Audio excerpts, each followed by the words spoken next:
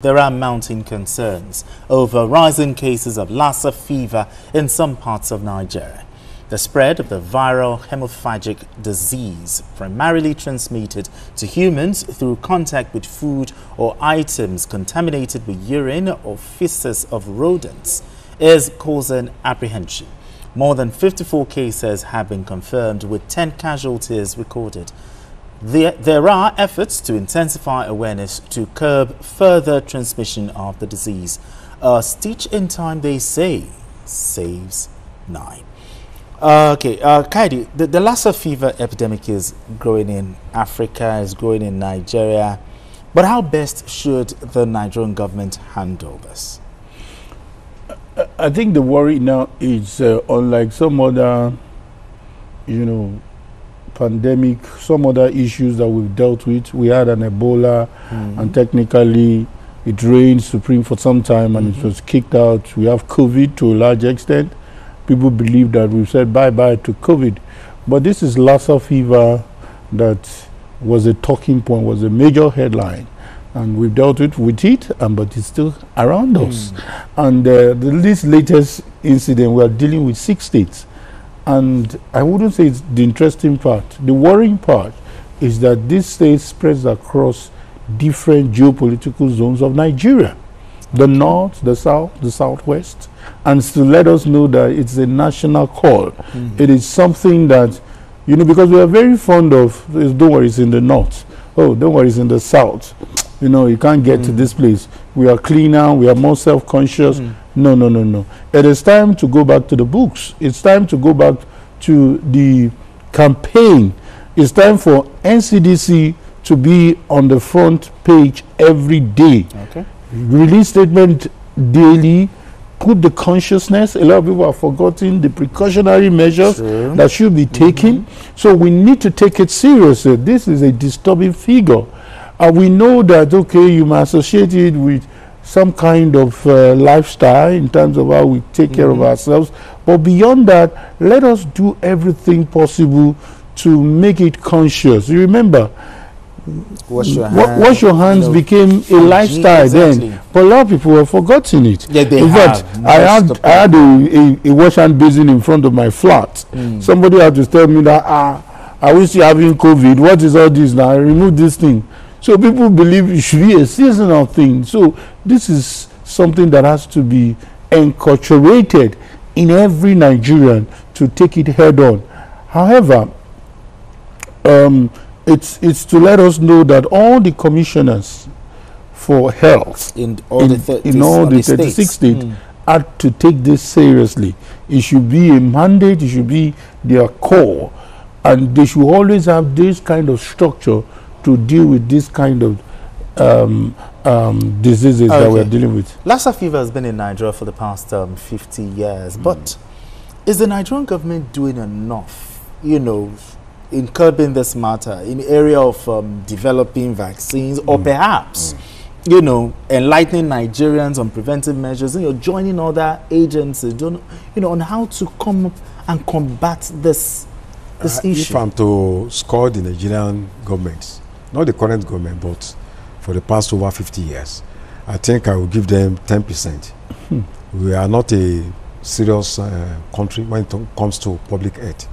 Lassa fever was discovered in a village called Lassa in Borno State in 1969, when 2 missionaries died. And because there was autopsy, they were able to discover that what led to their death was from a particular rat species. So the rats are the vectors of Lassa fever. The rats, when they are infected, they don't die, but they shed the virus through urine, through saliva, or through any fluid from those rats. And it means that when you don't have proper hygiene, in any community, the prospect of having Lassa fever is high. And last year we had about 10,450 cases and about 184 deaths. Any disease that can take one human life is a big threat to humanity. And we have the high burden states, like Edo, Ondo State, Bauchi, Taraba, But you see, our problem with some of these figures, when we talk about 10,450, we don't actually keep records of we don't keep records. A lot of people, when they are ill, because Lassa fever is one sickness that 80% of victims, they don't show symptoms. Okay. So, in this country, when people are ill, the first thing is that they want to do self-medication. When people die, for instance, somebody die of Lassa fever, people are advised not to touch their bodies. But we don't carry out autopsy for most people that lose their lives. So we don't even know whether that person has died, arising from Lassa fever. So I think we are not doing enough at all. It's a major threat. If you are talking about 10,450, then you can just multiply it by 5. People die every day. Even 3 of us sitting down here, I think in the past 1 year, nobody can say has not lost a relation or somebody known to you, below 50 or even below 30. So our people are dying of communicable diseases and non-communicable diseases. And I'm saying that we are not just talking about President Tinubu or Sanwo-Olu. Local governments should live up to their responsibilities. Look at what happened in New York, the New York City State. What they did when they realized that there were a lot of disease coming from rats, they said, okay, we have to reduce, just last year, we have to reduce rat population in New York. They developed a particular drug that when the rats take the drugs, it will attack the ovarian function and make sure that it's very difficult for that rat to reproduce. So to tackle the population boom of rats in New York, just one local government did that. So it's not just about everything, President Tinubu. Local governments, they must address the issue of health. Why can't we even do that? Even for rats, mosquitoes, and all of and you know why they discovered that? There was a particular owl that escaped from prison, in New York. So that owl was flying around Manhattan in New York. Then he died. So they did autopsy on that owl that escaped from zoo and discovered he died of rat poison. So somebody had used rat poison and that owl fed on that rat. So they wanted to discourage people from using rat poison because it also affects human beings. But go on our streets. You see people hawking rat poison has not been certified that it's not even whether it's harmful to human beings. And people are dying unnecessarily from this, using of rat poison that has not been clinically approved by the relevant authorities. So it's a big problem, huge problem. That it's a huge problem. I ask against the Nigerian government doing enough in partnering. We conquered polio, in a way, but at least we can say that Nigeria has actually conquered polio. But can we do this? The good thing, I'm a data person, and I love us to work with data, and it's one of those beautiful things about NCDC when we started that emergency response. And look at it, NCDC is giving us some pointers to work with. It said 78%, in those 6 states. It mentioned that the predominant age group affected is 21 to 30 years. That is cutting short our future.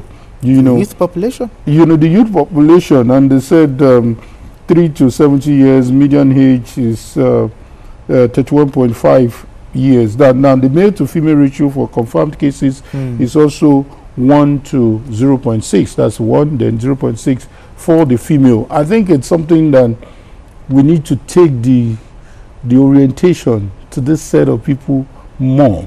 We need to target them. We need to let them be conscious of this.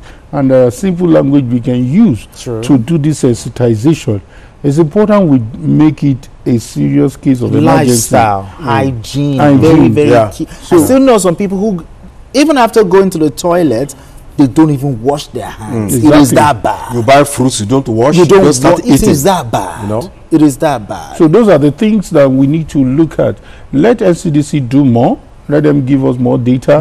Let TV stations like us and every other, because we don't just abdicate ourselves. Exactly, it's a collective responsibility. Let us take it up the way we've always taken it up and put a stop to this, because it's the other clients will be looking at us that this is a cheap debt, and these are things that we can avoid. It's preventable. It's a preventable tragedy. All right.